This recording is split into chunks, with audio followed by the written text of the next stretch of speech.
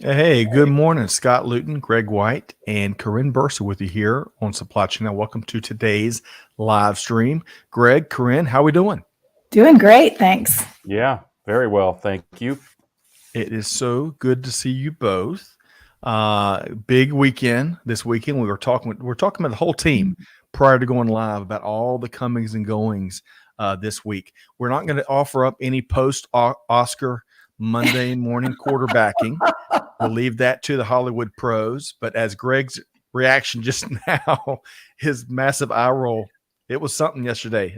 Greg and Corinne, we're going to leave all that alone, right? Well, I never watch award shows. First of all, they're a huge waste of time where people who are already so accomplished self-congratulate, and boring for the most part. But apparently, we all actually missed something. I'm just going to say that. Just go search Will Smith. That's right. Life imitating art or art imitating life? Right. Which is it? I don't know. But what I do know is, folks, we've got a great and full Supply Chain Buzz with you here today. We go live every Monday at 12 noon Eastern time. We walk through some of the biggest issues and news developments across global business. And we've got a chock full show here today. We've got beyond Corinne and Greg, and we're going to tackle some of the things that they've got their finger on the pulse of. But we've got Maureen Woolslager with us from Vector Global Logistics, joining us about 12:30 Eastern time.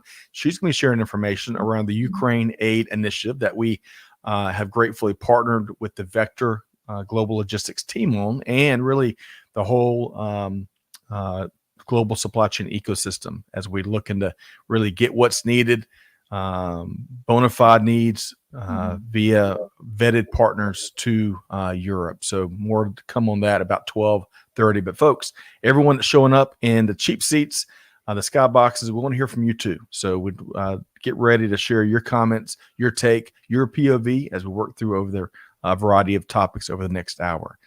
Okay, so Greg and Corinne, are we ready to do a little housekeeping before we say hello to folks? Absolutely. Let's do that. So, folks, we've been touting this for a couple months now, Greg and Corinne. The 2022 Supply Chain and Procurement Awards coming up. The nomination deadline, Greg, April 1st, just 3 days away, right? Throw the gauntlet down and challenge folks to act for these 3 days to go. It's April 1st, and that is no joke. So you got only I'm on a roll. Forget it. I'm rolling. Love it. It's this Hollywood lighting, right? I've got the half lip face thing going like on, that. just for theatrical effect. Yeah.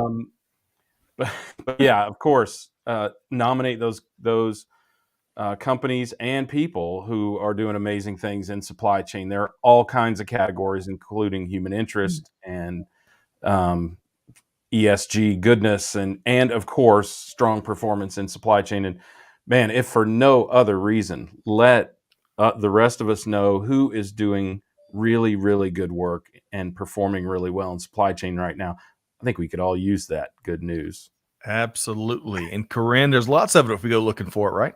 Absolutely. There was a statement probably 10 years ago by one of the research groups that said supply chain saves the world. And I believe that that's never been more true than it is today. And that all of our community here has the power really to make an impact for good with their daily activities, as well as applying their skill sets to problem solving. Yep. Agreed. So thank you all for both of your comments. Folks, take an action. SupplyChainProcurementAwards.com. It's easy to nominate. It doesn't require 27 pages of background information. We got 2 or 3 questions of criteria per category. And hey, the nomination fee goes to a great cause, Hope for Justice, which is a nonprofit doing great work fighting modern slavery and human trafficking. So join us for that. Let's see here. Also, Greg and Kevin L. Jackson are headed up the road to the upstate of South Carolina for the upcoming Global Upstate Conference on International Business and Foreign Affairs. Greg, what's going on there?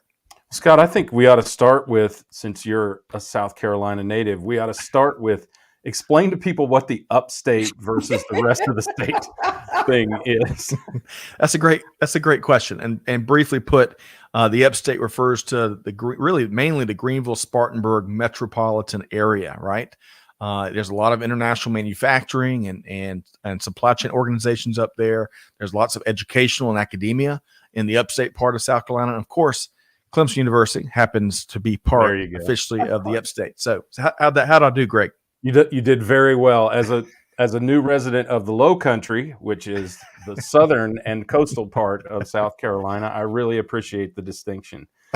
But hey, seriously, good point on that, and particularly as to who is participating in this. So we have military generals, we have ambassadors, we have the former president of BMW production, one of their big divisions, and a ton of business persons, near astronauts and fighter pilots like Kevin L. Jackson and other people who have both an eye on supply chain and business and technology and international affairs and the confluence of all of those things in our incredibly complex and interconnected world today. So it's going to be a really interesting discussion. In fact, I forgot to tell you, Scott, I have a hard stop at 1 o'clock because I gotta go. So. Well, with that said, folks, you better get to it. Right. I think we can still register. So 29th through the 31st this week, Greenville and Spartanburg, and the link is in the comments. All right. Karin, TekTok, Digital Supply Chain Podcast, continues to grow, and we're hearing a lot, both anecdotally and just the consumption numbers themselves. So you published this really cool episode, Supply Chain Basics Every Business Person Needs to Know, a week or two ago, I believe. Talk about that, or what else is going on at TekTok? Yeah, so that published last Wednesday, and I have to tell you, I've been really surprised. It is an episode that has generated a lot of feedback. I've had a lot of emails, a couple of text messages, of just people kind of appreciating the topic. I have to tell you, Scott, I was a little nervous. I thought it might be too basic for our TekTok audience, but they're using it to share with their coworkers, and even some of them are sharing it with their family members to help describe what they do day in and day out. So I want to encourage you, just take a quick listen. You may have a few people that you want to share that with, but it was a lot of fun. And in the feedback, I've actually had additional topics that have been recommended in that kind of basic genre format. So we'll do some more of it in the future.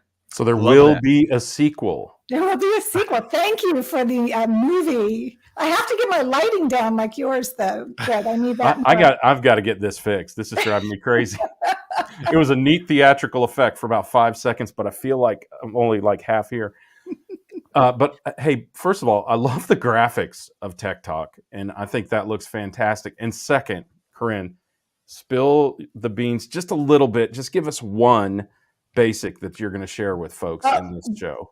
Yeah, so one basic, and there's a number of them out there, but just what is encompassed in supply chain. Everything, Greg, from forecasting to inventory optimization to what is supply and production planning. How does that come together from a sales and operations planning process? So just some basic kind of background, things that you know inherently and have done for decades.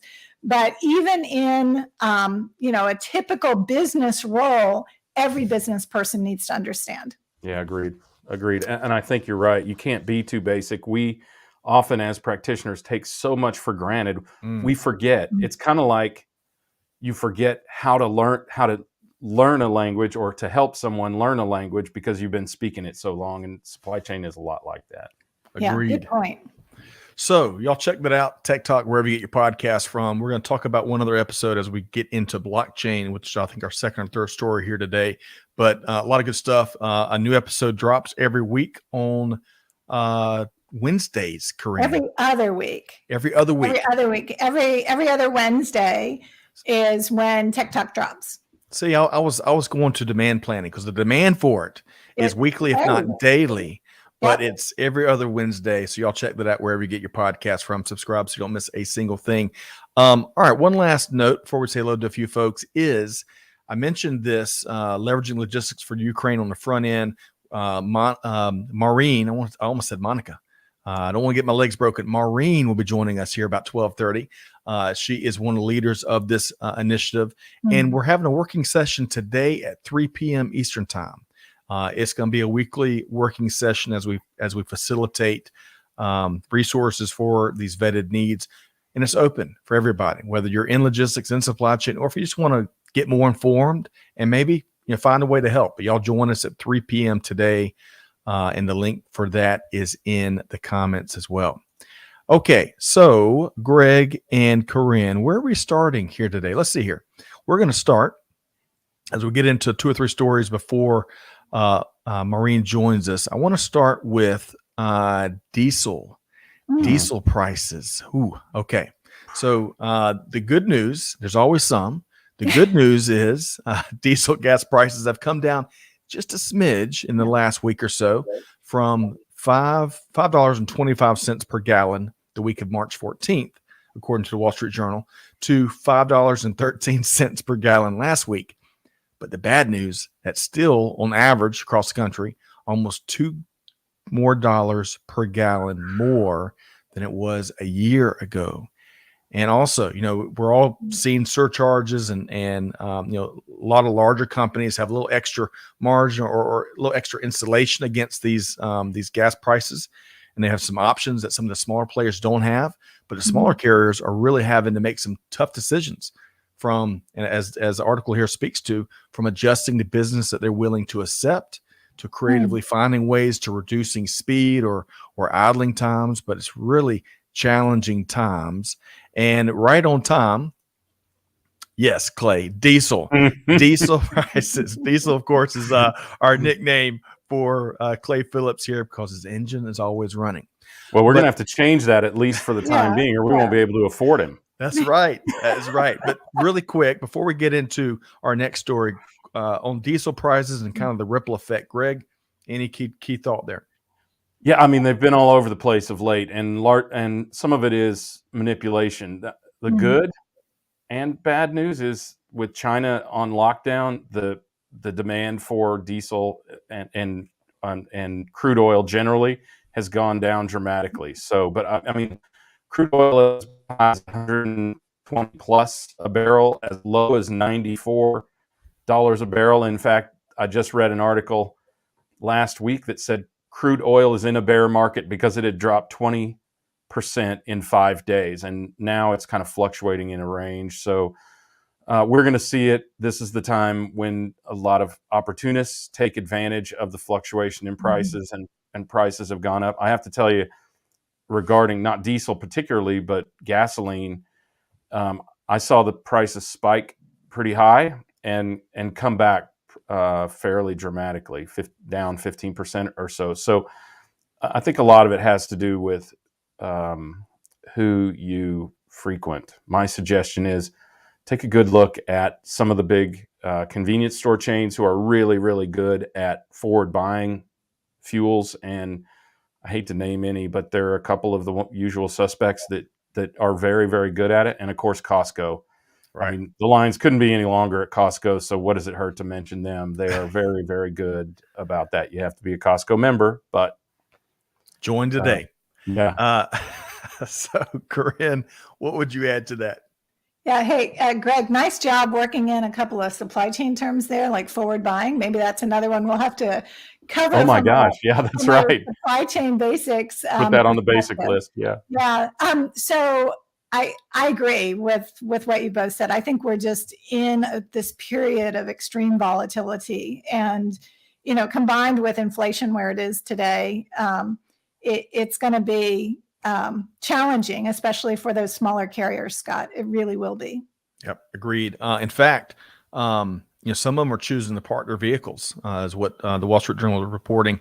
And then also on the larger side, one of the company presidents they spoke to, they had been using a 70,000 gallon reserve tank of diesel, but they just upped that to a 500,000. They just tapped it off, I think a week or two before Russia invaded Ukraine. So, we're going to keep our finger on the pulse and talk about it here on the Buzz because it is some wild and crazy times and challenging times that never seem to end. But nevertheless, I want to switch gears. I want to switch gears over to omnichannel. It's been such a fascinating time to really to be a consumer, but also to be in retail and certainly to be in supply chain. These last few years, it's nothing short of amazing to see what retailers have done to meet. Maybe not necessarily across the board, but many of the leading retailers, what they've done to really meet the consumer where they are. Karin, talk to us about this McKinsey article and tell us about, is omnichannel here to stay?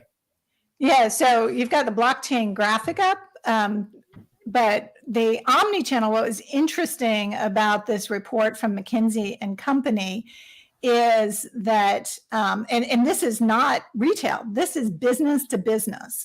And that's what is so fascinating, because I think we as consumers have believed for years omnichannel is here to stay, and this is the way we want to engage.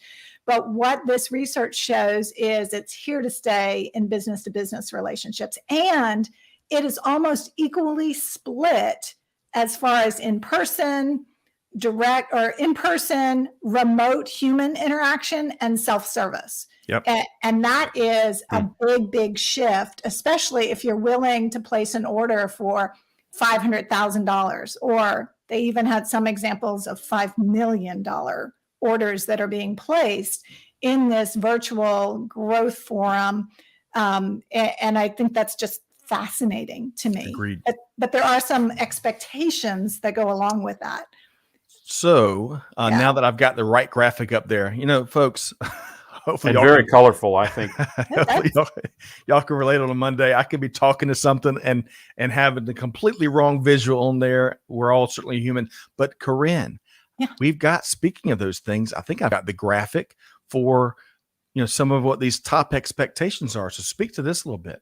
Yeah. So absolutely. That just shows everybody this is live, right? We're just, we're rolling with it. So, but the research shows that there's 5 must-dos that businesses have to really master as a part of being effective in this business to business omnichannel world. And the first and foremost of that was 78% said that performance guarantees is got to be there. And that means all of us, that means I've got to be willing to do a full refund.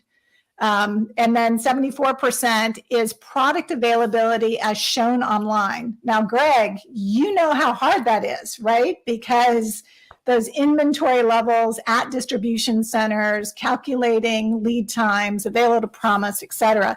So that, I think, is going to be one of the more challenging elements. And then 3 areas at 72%, which is the ability to purchase from anywhere, same price, same promotions, et cetera. Real time, always available customer service, even if I'm making a purchase at 2 a.m. local time.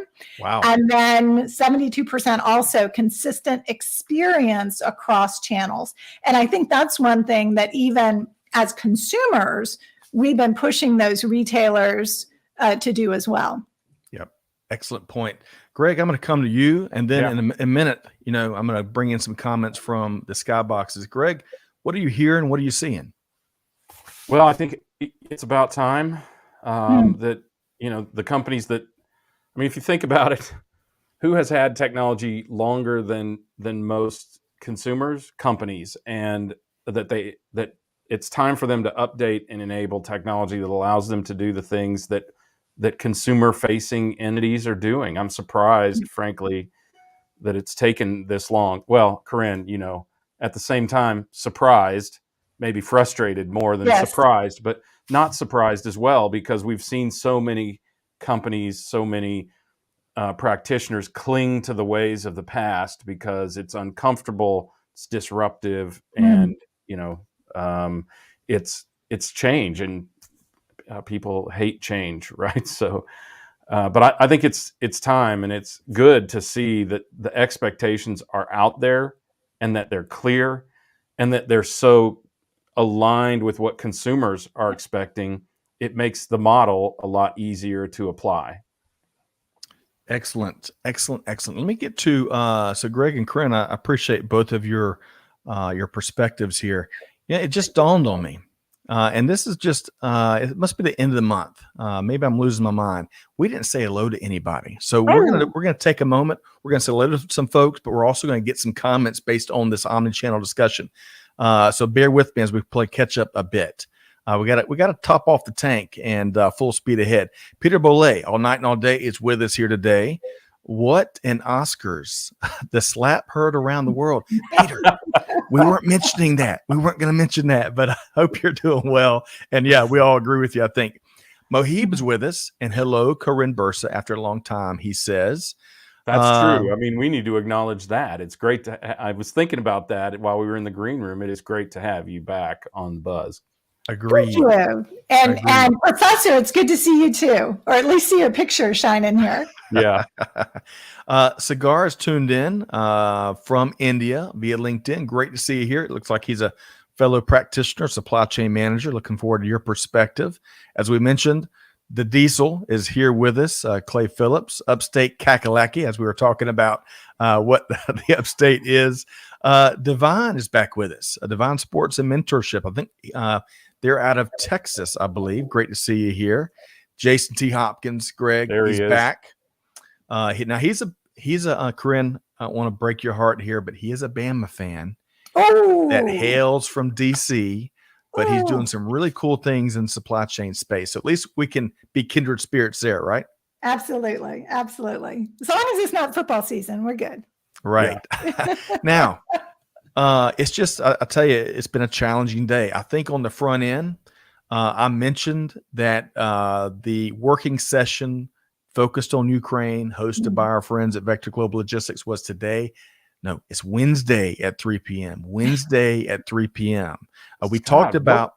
I think we should all hear about your week that has you in such a tiz, man. You know, it has been a whirlwind. And to be fair, though, we talked last time about moving the date to earlier in the week, and I think I made the wrong assumption, but it's Wednesday at 3 p.m., which, hey, it gives you more time to join us. So check that out.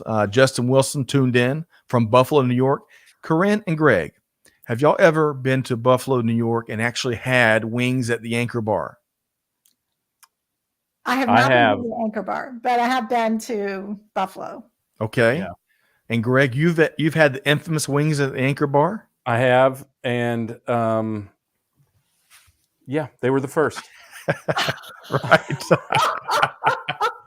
Okay, enough said. Read between the lines. Justin, regardless, welcome in from Buffalo via LinkedIn. Buffalo is a beautiful city, highly, highly underrated, mostly because it's covered in snow 9 months a year, but beautiful city. Great to have you, Justin. Mohib is talking about those diesel prices. He says, I should have bought some diesel stocks on March 21st when the price was less than $2.50 per gallon. I could have been rich today and joined Supply Chain Now from the Bahamas. He's not going to stop working and go to the Bahamas. We know that. That is right. Jason is playing up my visual area. I like blockchain. To understand this process, you have to reimagine the virtual warehouse to meet some of these omni-channel demands. Excellent point there, Jason. And welcome everybody. No, we couldn't hit everybody, but welcome in. Okay, so we just touched on blockchain, Greg. I think I said that correctly. Blockchain. You did. I think in warm up I was tongue tied saying blockchain. It's not blockchain. So, but let's talk about how blockchain is driving transparency in the supply chain via this article from the right one from Supply Chain Dive. Greg, what say you? Yeah, well, I mean, I think, one of the things we have to acknowledge as regards blockchain is I can't believe there still are, but there are a lot of people who see it as kind of smoke and mirrors. There are some companies who've tried and struggled or even failed and have kind of lost their enthusiasm for blockchain. But the truth is, it is simply this. It is an immutable ledger of transactions and validation that can never be changed once approved. So let's just leave that description out there and think about what that means to the supply chain. Yep. Right.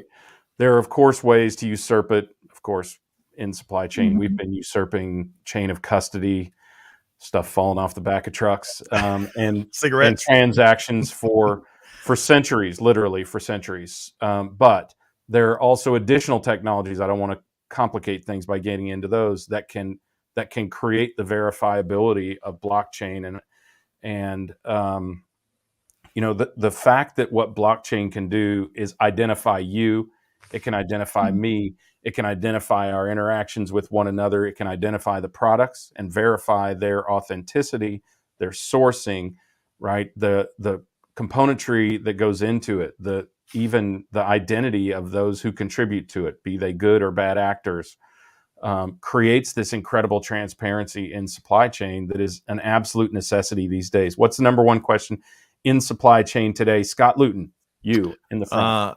Where's my stuff? Yes, Where's exactly. my stuff? Where's my stuff? That's what everyone wants to know. And Karin, you just pointed that out. Not only do consumers demand it, but now B2B companies are demanding it. They want to know that you've got their stuff before they even order it. And they want to know, once they've ordered it, where that stuff is and when and with what likelihood that stuff is to get to them. So, Greg, I'm glad between the geography quiz and now the industry quiz, I'm glad I was on my toes today, Greg. Well, maybe not. I placed a lot of faith in you, Scott, because I knew that you would come through, because that is the question. We hear this over and over. It doesn't matter whether we're talking to someone on the shipping dock or we're talking to the chief supply chain officer of various companies. Every one of them asks the same question: where's my stuff? Right. And every consumer is asking that question. They're asking that question before they make the transaction, after they make the transaction. I, being the obsessive compulsive that I am watching it during the transaction. Right. I have to tell you, I mean, there are things that supply chain or that blockchain can fix. I hate it when somebody has something on sale and it appears, or they even state on one screen that they have it in stock, and then when you go to check out, or even, this has even happened to me, which is unfathomable in this day and age, after you place the transaction, then they tell you they don't have it. That happened with a new pair of jammies for me from a very famous brand, which should be better. Yeah. And they are not at the beginning. They are at lands. Anyway. Okay. Well, so we got to point out, Greg, because I loved, I stole this article from your Monday, Wednesday, Friday supply chain commentary. And I think we've got the link to where you dive a little bit deeper into this article, and we're going to drop that link in the comments. But folks, you got to follow or connect with Greg White so you catch, and I promise you, through a few things are as thought-provoking as an untethered Gregory S. White. So take that for what it is, but you want to catch up. You want to catch that every Monday, Wednesday, Friday, and engage in the comments. Karin, respond to what Greg is sharing and any additional thoughts about blockchain here. Totally agree with everything that Greg said. I may not deliver it as passionately as he does, but you're getting there. It is part of the future, and the future is now. So if you haven't put blockchain on your priority list, it's time for that. In fact, I had an interview with the one and only Kevin L. Jackson, our resident blockchain expert and the host of Digital Transformers. And I asked Kevin to take us through some blockchain basics. So 10 things you need to know. And I would encourage our listeners just to listen to that episode of Tech Talk if this is new to you. But Greg hit many of the value propositions there. Not only where's my stuff, where did it come from? So if you're in a branded company and you want to protect that brand equity, blockchain needs to be a part of your practice as well. As Greg said at the top of this commentary that from this article, blockchain is a killer app for supply chain. There, I said it. And then you'll have to read the rest in the link that we've got in the comments. But Greg, I love it. Keep the good stuff. I know you will, because you don't know. It's always frank and to the bone with your commentary, and it really is intriguing to read and to digest and to respond to. So, Greg, your last thought on blockchain, and then we're going to segue because we've got Maureen coming in hot too. Greg, your last thought. Let's get preemptive and preventative in supply chain, not just responsive. When we have Mike Griswold on here, he frequently says that in supply chain, we reward ourselves. We congratulate ourselves for putting out fires, right? But it's usually a fire of our own making. And I think blockchain and the transparency that it delivers and the accountability that it can deliver in supply chain is the ultimate preventative measure, so we don't have to be constantly putting out fires. Well said. Well said. We look forward to Mike Griswold joining us next week, I believe. So stay tuned for that. Wednesday, correct? Wednesday, that's right. Really quick, Rajesh, welcome to the Buzz from India via LinkedIn. So great to have you here today. Justin, we'll try to circle back on your smart contracts question later in the second half of the show. Jason says, I think the transparency is that it will show you as an ops manager how you can improve. It hurts, but it's true. So he agrees with you, Greg. It's like the old TV show Unearthed with, I think it's on Discovery Channel or maybe A&E. Jason says, imagine your supply chain unearthed. Yep. That's quite a visual, quite a comment. Morning. Eliminating blind spots in the supply chain, right? That surety of the performance we can expect is so important. Yep. Mohib, they might also want to know when their stuff will be in the LA port. Interesting volumes to see. I just saw some recently released volumes from 2021. It's amazing what they have had to tackle there on the West Coast. Josh says, that's happened with some of my one-off orders. They're showing in stock on their website. Their service rep says it's in stock. The moment the order is placed, I get an email from customer service saying that it's out of stock for the next 2 months. Hey, even Omnichannel certainly has its issues. So Josh, thanks for sharing and hope this finds you well there in Seattle. Okay, I got to leave the Omnichannel and the blockchain there because we've got a home run guest that, really a longtime friend of the show, one of our earliest supporters, Greg and Karin, and just an all around, all universe, wonderful person and supply chain practitioner. I want to welcome in Maureen Woolslager with Vector Global Logistics. Hey, Maureen, how you doing? Hi.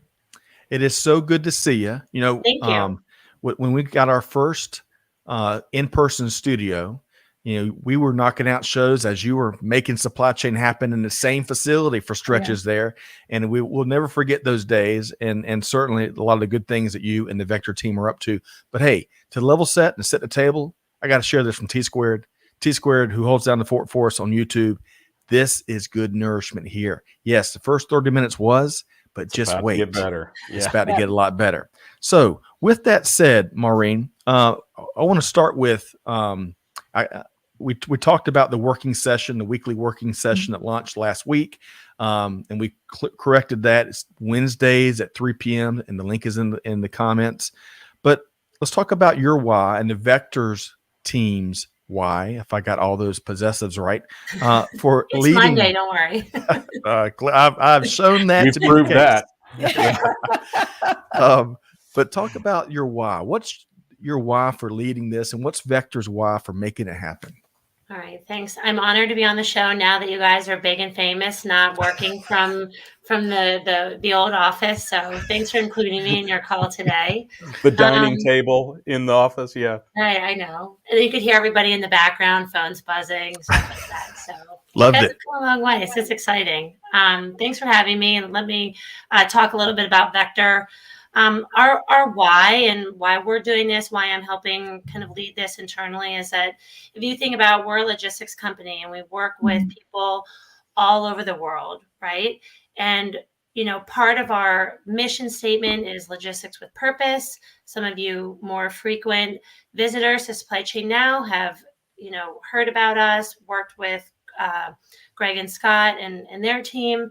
And it's almost like, why wouldn't we participate in taking the lead in the initiative in matching up needs and with people who want to help with those needs? So we are in a perfect place to marry up people looking for information, looking for avenues to how do I have this stuff I want to donate, but I don't know who to donate it to, or I have this stuff that I want to donate and I have this passion for helping others, but I don't know how to do it or who to give it to or who can I talk to. So, we're in a place where we have visibility to all of those different pieces of the puzzle, and we're trying to match it up. So we're helping with the shipping. We're helping just with information and marrying up advice and people. And that's really kind of what the goal is too for our Wednesday calls is it's not Vector leading it so we can be in control of it. It's us leading it to open up lines of communication. We're playing, aid matchmaker here to help collaborate, and that's the purpose. There's no lines drawn with you're a shipper or you're donating or you're paying or whatever. It's just really to bring everybody together, and we're in a position to do that. And Maureen, let me clarify for a lot of folks, the handful that may be new to Vector, because Greg, you and I have known Vector Global Logistics for a long time. This isn't their first rodeo in terms of getting not just shipments, but aid to where it's got to go to folks in need. I mean, they've got as Maureen mentioned, that logistics with purpose. One of the reasons why all of us here are such big fans is because, whether it's healthcare supplies, whether it's books to Africa, whether it's eyewear to families in South America that cannot afford eyewear for their kids, you name it. The list goes on and on. Equitable supply chains in the coffee industry, right? We've seen a lot of good causes supported by Vector, and that's their, as Maureen, as you said, that's the prime mission, right? First, do good. So, this is where I coined the phrase "give forward" instead of give back, right? So, we always want to do the right thing. Out-front purpose for a company. Yeah. So really quick, and Greg, you're right. They epitomize it, and that's probably what helped conjure that phrase, which we have it's been a part of who we are based on a lot of those experiences. Jason, Supply Chain CNN. Thank you, Jason. I appreciate that. It sometimes feels like that. Late breaking news and movers and shakers, as Karin talks about on TekTok.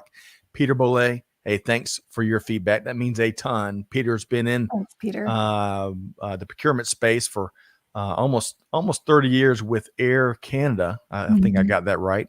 And he knows what he's talking about. So that is wonderful feedback there. Technically retired. Yes, right? Technically retired, Peter, I guess. but never not working, right? He's like, what's that?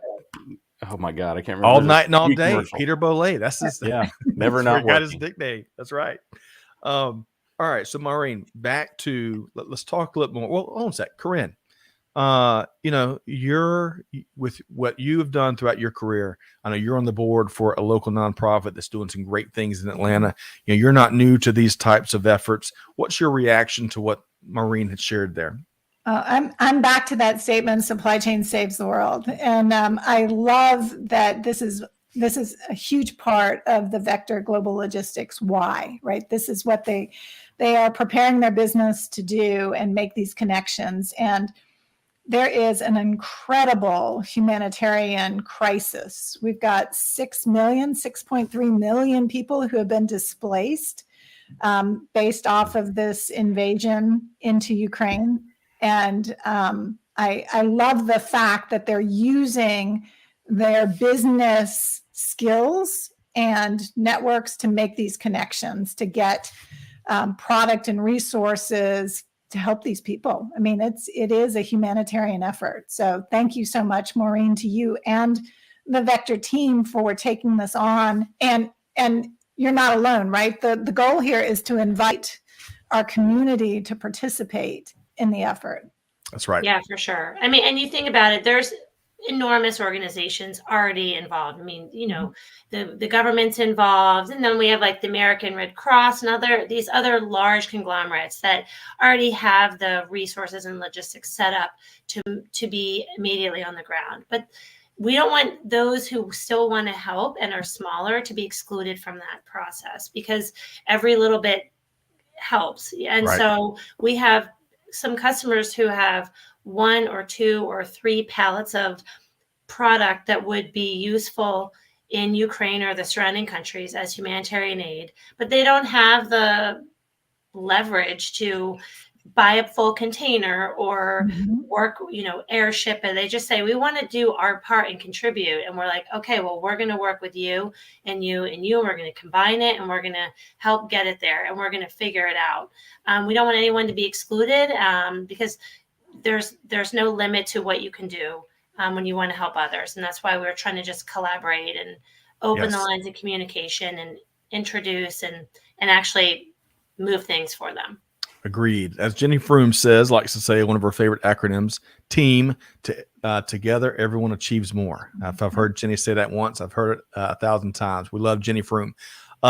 Okay. I want to, speaking of, so we had the first working session last week. Maureen and Monica and Enrique and Christy, all the Vector team had different parts there. We had a great turnout, especially for our very first working session, but we want to spike the football. Folks, you don't even have to be in supply chain if you want to participate, right? If you want to, again, gather intel and also maybe ideate and just kind of figure out where you can help, we'd welcome you. This is a it takes a village type of opportunity. So again, Wednesday, 3 p.m. Eastern time. The link is in the comments. Maureen, last week we also had Evelyn Asher join us. And Evelyn traces her family roots all the way back to Kiev in Ukraine. And she surprised us a little bit. She brought a poem to the conversation, if you remember this moment, Maureen.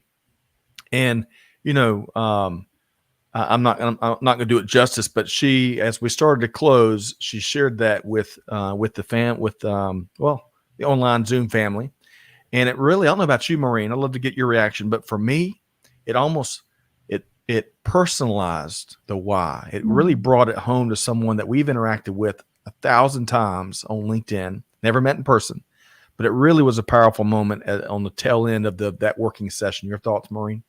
Yeah, I would say that she closed the meeting with a very familial aspect because we were all there and we're sharing information and, people are chatting like, I can't make this every Wednesday. Can I get a script of what this is or what's next steps? So we were all there really trying to walk away with some tangible, like, this is what we're going to have done by next week. I don't think that we left with as many of those concrete things because everyone just was so excited about the idea. Right. And when Evelyn concluded with her poem, I think it was just a very good, we all focused on her and we were reminded of the mission and why we're there. And it was just very humbling to see somebody talk about something that's so personal because the purpose of the call was not, people weren't getting on sharing personal stories. I know this person or that. It was, we have stuff. How do we get it there? And the way that she, I want to say, united everybody towards the end was with the poem. So it was very moving. And I think it helped kind of close everything out and reminded of the why, or her personal why as well. Yep. Yeah. And Never Again was the title of that. So I appreciate your thoughts there, Maureen. Greg, I want to circle back to you. And we're going to use, we can do what we want here because it's our show. And we want to use this 30-minute block. If there's anything worth dedicating half a show to, or a full show, or maybe a whole series to, it's helping folks that are in need, that have been impacted by just a bloodthirsty Russian invasion of Ukraine. And then the impact not only is on Ukraine, but as we've had folks join us from Poland and what they're doing there. They're trying to absorb as many folks. 2 million plus people, refugees coming into Poland. Of course, everyone's impacted. It's amazing. And it's heartbreaking to see the domino effect. And we're all praying for a ceasefire soon. But Greg, with that as a backdrop, I love how you challenge folks to, give from where they are, and I want to revisit that once again here, because I think it's important to kind of throw that gauntlet down. Well, I think we saw a little bit of that last week when we talked with Dominique and David Adak who is in Poland. Yep. and essentially shut down his business to support people and to route goods. Some of what Maureen and the folks at Vector are moving, are going to or through David to those in need. And I think it's important to acknowledge that this impacts not just Ukraine, not just Poland, but Romania, Moldova, a country most people have never heard of, and Hungary, where the multitudes are going to, and that these are not wealthy countries. Poland, by far, one of the most wealthy countries in Eastern Europe, but these are not wealthy countries with the means to support an influx of people that in some cases nearly doubles the population of the country. So it's important to give. It's necessary to give. Frankly, Ukraine will not be worth going back to for years to come at this point, right? I mean, when I saw military facilities and that sort of thing being bombed, I thought, okay, they're trying to take out the infrastructure. When I saw them starting to bomb the cities and municipal and residential areas, they are trying to take out the Ukrainians. So, and they've largely done it, and they've largely done it with the infrastructure. So this is a long-term problem. Regardless of an instantaneous ceasefire, we'll need to support or provide support to these people for nearly a decade. Is my feeling. Excellent point. And when you talk about the ripple effect, Scott Luton, the ripple effect comes to all of us because this is an illegal, illegitimate dictator, a despot who is testing the world stage on behalf of China to determine how people will respond to this kind of aggression and whether they can continue to proliferate their bad actions into the future of the world. They are testing us as to whether we will absorb this and merely just protest, or whether we'll take action as Maureen and so many others on and off the European continent are doing today, and not just support the people of Ukraine and the people otherwise impacted by this, but also to counteract this aggression and put this rabid dog down in figurative sense, and ultimately reclaim the stability not just of Ukraine, not just of Eastern Europe, not just of Europe, but of the entire world. And to send a signal to other despots, Xi Jinping, I'm talking to you, who are using this to determine what their next bad actions will be. So to all of that said, sorry, I felt compelled to say that, Scott. For those people who haven't read my summary today, it goes directly to that point. Yeah, it's kind of like that. But to that point, you can easily and simply and quickly contribute. Dominique simply started ordering stuff from Amazon Poland, I think, and having it shipped to David's house, which even in these times was kind of funny when she sent him. What did she send him, Scott? 100 mattresses or cots or something like for that? kids that To had his no house. right. To his house. But look, do what Dominique did, do what Maureen and the folks at Vector are facilitating, and when you and Karin do what you and I have talked about in previous shows.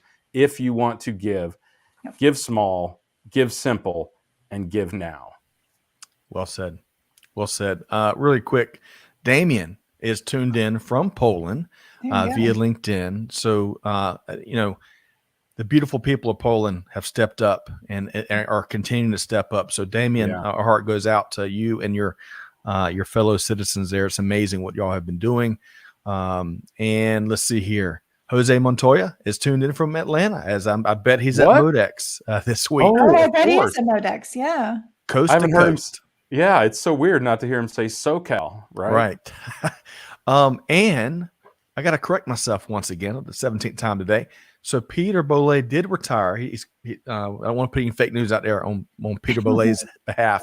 He retired from Air Canada after 25 years, but now he's with Amaflex, a Midland Industries company in sales, technical support, and customer service. Man, Amaflex hired quite a team member with a wealth of knowledge there. So, Peter, we got to get an update to see how that's going. Never not working. And never not working. That's right. Okay, so Greg, I appreciate what you shared there. Karin, I want to give you one more chance to respond, and then let's make sure folks know how to connect with Maureen and Vector and the effort. So, Karin? Yeah, absolutely. And Maureen, again, I just applaud the fact that you and the Vector team stepped up and brought this opportunity to us as part of the broader team here at Supply Chain Now. So really, really appreciate that. Greg, I'm with you. This is not, a week long, 10-month long. This is going to be 10 years or more, where the people of Ukraine are going to continue to feel the impact of these events. And we're talking Maslow's hierarchy of need, food, shelter, medical care. This is really basic day-to-day survival for many of these families, and these countries have opened their doors to bring in these refugees and help to take care of them. So my heart just breaks every time I turn the news on and see what's happening. And I believe that, that we can impact and bring some relief to the region, no matter where we are in this world. So, Karin, thank you. Undoubtedly. Well said. I really appreciate that. And would echo that. I mean, global supply chain. And again, whether you're in it or not, you're more than welcome. We want you to be a part of these working sessions. But global supply chain is in a unique position to address the biggest issues of our day, for sure. And that's exactly what Maureen and the Vector team are flexing their muscles to do. As Damien says, very proud of his fellow citizens of Poland. We are too, man. It's remarkable. It's remarkable. Damien, I hope you join us on Wednesday. So it would be great to have some more people, that are closer to the conflict that can provide their perspective. Maureen, well said. So, and Damien, that's a personal invitation from our entire team here. Right. Join us. We'd love, and hey, Or else. you don't what Maureen, what's important, I think, for folks to know, especially in this day and age where there's so much going, even without including what's going on in Ukraine, just for folks getting their jobs done, Zoom meeting after Zoom meeting. The beautiful thing here is y'all can just show up, turn your camera off, and just sit back and gather the intel, and then pick and choose your moments when you do want to participate. Maybe it's you want to wait, and maybe you want to get a taste of what's the working sessions like, and then get involved the next week. But whatever, Maureen, let's make sure folks know how to connect with you and the Vector team. Okay, so there's so many ways nowadays, right? So I'm going to stick with LinkedIn is probably one of the easiest ones. If you type in Vector Global Logistics, you'll find us, and you'll see our logo at the bottom of Scott's screen right here. That's how you know it's us. On there, you'll be able to see how you can register for the session on Wednesday afternoon. You could go to our website, which is vectorgl.com. And on there, we have a whole tab called Vector Global Giving. And you could click on there, and there's an email address at the bottom. My name is very long, and everybody always spells it wrong, so I won't tell anybody my email address. If you can find me, you can reach me directly, either on LinkedIn or through our portal on our website. But information's there. I'm sure there's a link or comments here that I can't see, but everybody else can. It has the way to, because I don't know what I can see and you guys right. can. Hey, that makes two of us today. Evidently, Maureen. I know. I'm like, if I put this in the chat, I'm not sure. Does everybody see that or not? So when in doubt, if you Google Vector Global Logistics, you'll find us on all the things, Instagram, Twitter, all of those places. I'm not very active on Instagram. I don't even have a Twitter account. Can't even figure it out. I know, I'm way behind. You're gonna have to get one now. That's right. I know. That's like Enrique is going to send me some email that I need to get a Twitter account. I'll have my 10-year-old figure out how to work it. There you go. There you go. You're going to have a pseudo account, I bet, after today's session, maybe. The fake Maureen Woolslager. There's going to be like Minecraft updates, and then it's going to be like a link to Ukraine or something if I let my 10-year-old do it. But well, I love that. All of us have kids here. We can definitely relate. They're the digital natives for sure that I go to for any coding issues or technical needs. But kidding aside, folks, we'd love to have you be a part of this. Again, you can be an active part and jump in and kind of figure out where your role is, or join us and kind of just take it in the background and ask questions afterwards, whatever whatever And works good for point, you. Scott. You don't have to be on video. You can be on audio. So for those of you who feel like 30 or 40 minutes or an hour is a long time, you can be multitasking and listening and not, Yeah. Or if your really, bandwidth challenged. Yeah. yeah, That's I mean, or right. that. Folks, the links are in the comments. It's a one click will take you to the Zoom where you can register for the session for Wednesday, 3 p.m. Eastern time. Connect with Maureen. She is a dynamo. She is salt of the earth. Right. This is just, again, this is par for the course Thank you. for what the Vector team does. Well, hey, I'm we like mean blushing it. here. Hey, Greg and I mean, Yeah. we've seen y'all in action for a couple of years now. This is what you do. This is the way, as I've learned from that Disney show. All right, so Maureen, thank you so much. I look forward to seeing you on Wednesday afternoon, and hope you have a wonderful rest of your day. Yes, thank you for having me. You all have a great day. All right, thanks, Maureen. Thanks, Maureen. Bye.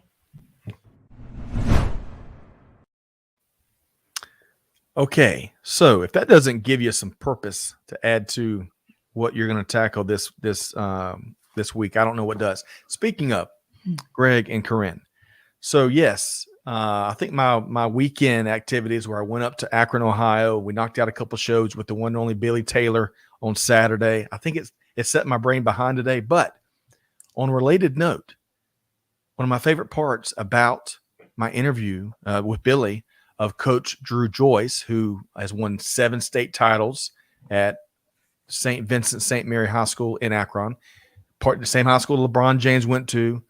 He coached. He kind of scouted and found LeBron as a 10-year-old, as I recall the story went. Yeah. And they went on to win a ton, including a natty, a national title.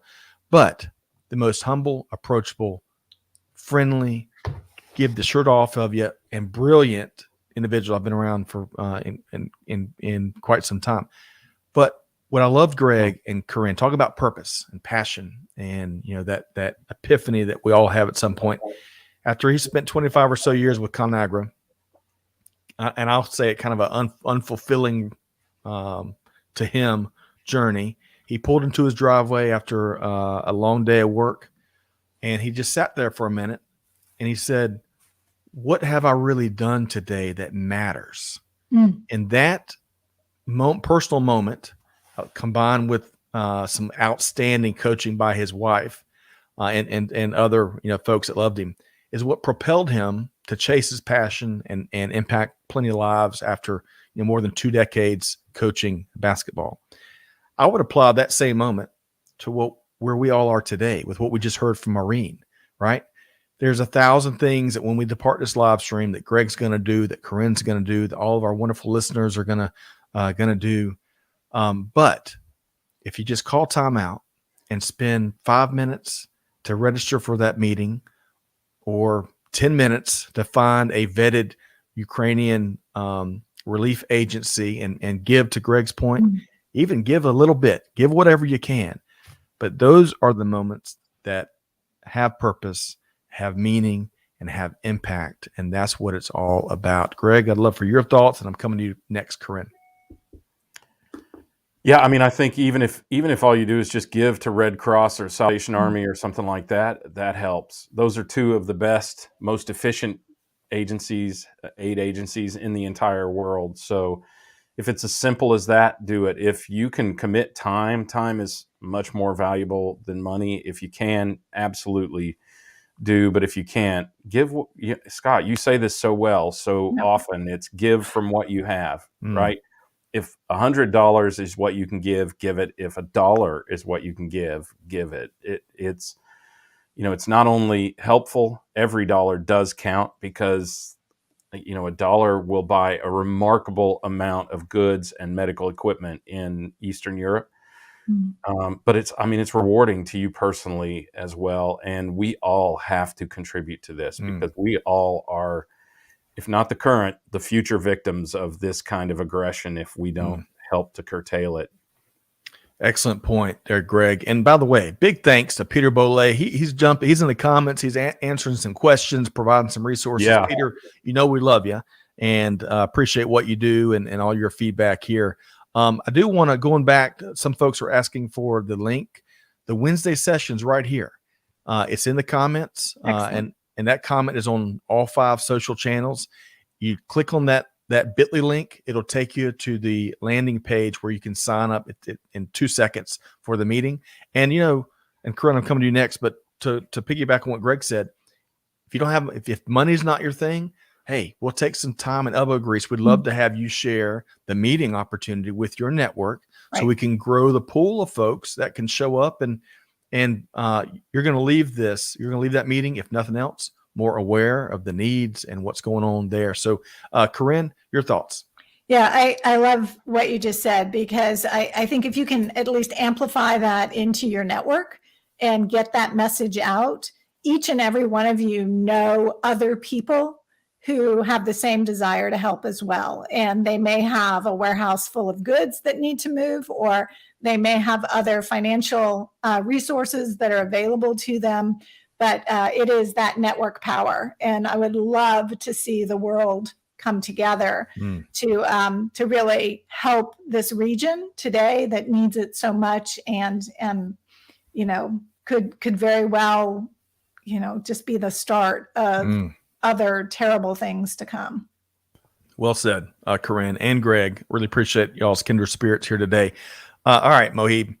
All I got is dad jokes and dad shirts. That's all I can bring to the table. But thank you for that. And we've been on a little bit of a weight loss journey at the beginning of the year.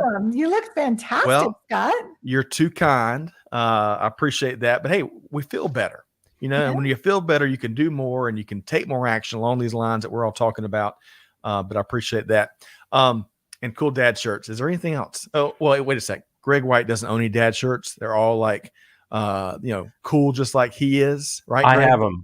have them. And just for you, I will wear one in the coming weeks. I will find my absolute worst. Because I don't think we've seen one. So let's see what you got there, Mr. White. That's funny. Well, hey, if all you wear is T-shirts, I guess, T-shirts and quarter zips, anyone can look cool in a T-shirt and a quarter zip.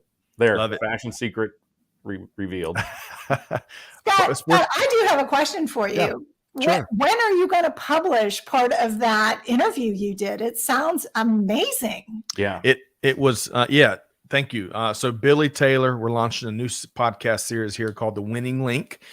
Billy, y'all have to check him out. He's fantastic too. He really is. Wait. Yeah, he was basically the mayor of Akron as he was sharing me around. Everybody knew him, and he used to lead Goodyear. He was a C-level leader for Goodyear, right? I think that's what brought him to Akron. Chief diversity, whatever. He led manufacturing, like procurement and diversity, or something like that. Something like that. Yeah, that's right. Yeah. But he's joining us to kick off a new series, and also The Winning Link's gonna be the title of his book that's publishing later this year. But we're looking to launch his new series in April. And he's already got a couple of shows that we're already producing and we're going to be leading with. And then we've got Coach Drew Joyce. And we also have Willie McGee and Romeo Travis, who played with LeBron. But I don't want to put them in his shadow because they've done some really cool things since all those titles. Willie leads the athletic department at the school. And also has a nonprofit that he's leading, which is really cool. Romeo Travis has got a lot of ventures going on. And he also spent 14 years playing professional basketball overseas, where he was a starter and with plenty of trophies to go with that. So April, so y'all stay tuned. The Winning Link will be our latest and greatest podcast led by Billy Taylor, and you're not going to want to miss it. So okay, so we're 3 minutes over, but we had so much to get in here today. Maureen and the Vector Global Logistics team doing big stuff. Y'all check out the link. Devon, thank you for that question. We've got that link for Wednesdays in the chat, and we'd welcome you to be part of that. Let's also make sure that folks know how to connect with Greg and Karin. So Karin, I'll start with you. How can folks connect with you and with TekTok? Yeah. So, hey, LinkedIn is probably the best way, but drop me a note. Love your feedback on some of the episodes that you've been able to watch, and follow the show. Got to subscribe so you don't miss a single thing, because we've got a lot more good stuff coming. When you say that. So Greg White. Yes, sir. we didn't get an update on the Global Hilton Head Island Transportation Logistics Supply Chain International Index today. But Mouthful. Well, I'm in Atlanta today, so Oh, that's right. but I still could check it. I mean, I still have the means to check it. You're right. I'm sorry. I should be checking that Well, more diligently. so more importantly, how can folks, other than the conference this week, which kicks off tomorrow, where you and Kevin L. Jackson are keynoting, how else can folks connect with you and also digest your thrice a week commentary? LinkedIn is always the best place. And if you can just follow me, and when you follow me, you'll get all of my posts. Mostly those are the 3 commentaries a week. Occasionally, I will comment on some other folks' stuff. And if you're really interested, if you think today was a rant, you should go check out my commentary for today, where I take on the Federal Reserve and Putin. So, oh man. He's Greg, on a roll. He is on a roll. Let me just say, and it's right. good. I mean, it's worth your time to check it out. It's not. I mean, it's not meant to be. It's not meant to be controversial or anything like that. It's just I have the blessing of being able to say I'm not trying to sell anybody anything. Right? I don't work for a big conglomerate. Where I have to couch my words carefully. Thank you for that, Scott Luton. And and I believe and I know some of these things because, as you know, Scott, I studied Soviet politics. I've known Putin for over 30 years. So wow. I understand what makes him tick. And he is a ticking time bomb. But in any case, it gives me a certain perspective on both supply chain and on international affairs, which is really timely. And I think maybe subconsciously I'm tuning myself up for this event that starts this week to be more aware of how world events impact supply chain and vice versa. And I see both of those things impacting our long-term future, starting long before now, but definitely starting now. Yep. Well, make sure you connect with Greg White and Karin Bursa on LinkedIn. That's the easiest place. You'll find their episodes. You'll find their commentary. You'll be able to engage with them. You name it. 2 wonderful folks making things happen in global business. Folks, whatever you do. Greg said he had a hard stop. We got to get Greg out of here. But hey, whatever you can do, and if it's not the working sessions we have that we're joining forces with Vector to make happen, along with Maureen, find whatever your deal is to help get in the fray and help others in need. We all can take action here today. On that note, on behalf of Greg White, Karin Bursa, the whole team here at Supply Chain Now, Scott Luton signing off for now, challenging you to do good, to give forward, and to be the change that's needed. And on that note, we see you next time right back here at Supply Chain Now. Thanks, everybody.